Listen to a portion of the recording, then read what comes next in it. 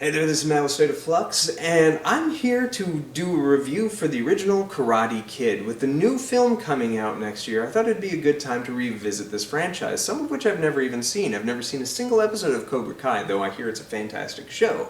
And some of the movies I've only seen once, or maybe not at all, and I haven't seen any of them since even before the remake came out in, what was that, 2010, 2011, something like that. So this is the perfect time to go back into it. Now, the first Karate Kid was one of my favorite films when I was a wee. I was a big fan of it in my sub-elementary school days, where I'd watch this quite a bit. I just like the idea of learning karate and stuff like that, though I think in the film it's actually kung fu, right? Regardless. Coming back and revisiting it as a full-blown adult is fascinating because now I'm much more enriched in the film experience and know who some of these people behind the scenes are. This very much reads as a second attempt at Rocky, or trying John G. Avildsen trying to reclaim Rocky before he went on to reclaim and or fuck up Rocky with Rocky V. But he's the director of the first Rocky, which is one of my other all-time favorite films, this time as an adult. And he does a really good job with this film. I think he takes what could be a substandard script and really elevate it. And he does so through the power of Bill Conti's music, again from Rocky, and bringing naturalism, which is what he did with Rocky and Stallone and stuff like that. There doesn't feel like there's much acting in the film. It feels like very lived in an immersive world, even though it's heightened like a spectacle. It's strange, but a lot of that comes down to the amazing performances by Pat Morita as Mr. Miyagi, who is a tremendous character. And he gives such a great performance in one that I think was recognized at the Academy Awards for a nomination. But let's not forget to sing the praises of Danny LaRusso, of Ralph Macchio. His performance in this film takes complete ownership in the same way that Sylvester Stallone's did of Rocky. They both completely are believable as this character. These characters.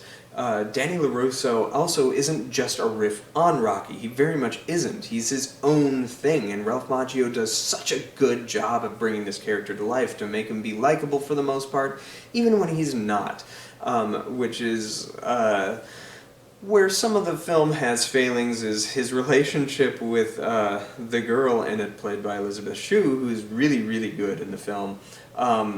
Definitely has a dated outlook. However, I like that the film never makes her sort of the villain. That's this time around. We'll talk about the second one some other time. But when they have like a little tiff that's a misunderstanding orchestrated by the evil Cobra Kai guy,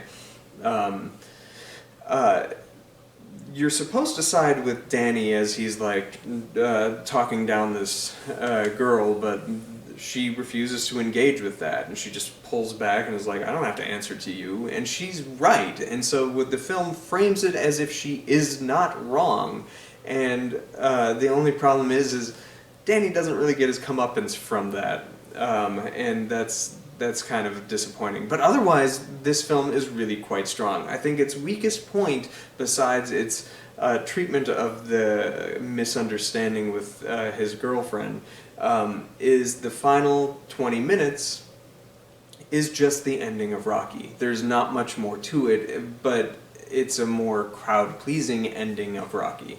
It works insanely well. Like, the fact that I'm fully engaged and immersed is, like, because the film is as good as it is, and he, as a director, knew how to execute that, having executed it once before, 10 years prior almost, with Rocky. But there is a touch of a staleness to it, because you would hope that it would have something a little stronger to land on, but it just kind of falls into the genre piece that it is. That being said, this is a fantastic film, and this time coming to it, I noticed something I never noticed before, which is how freaking good looking it is. There are certainly several moments in the film that the cinematography completely takes ownership of everything else. This is a gorgeous looking movie, and one that I don't think we talk about as being gorgeous looking quite enough. It is so, like, visually appealing, and something that blew me away, and I'll definitely be keeping an eye out for that while I watch the sequels. So yeah, I give this film a very firm 3.5 out of 4 stars. The Karate Kid is fantastic, and if you have never seen The Karate Kid, I urge you to watch this. Have a good double feature and watch Rocky and Karate Kid. You'll have a good time. Thanks for watching. Let me know what you thought of this film in the comment area down below. Find me on TikTok, State of Flux, and like, subscribe, do all that good stuff. Peace.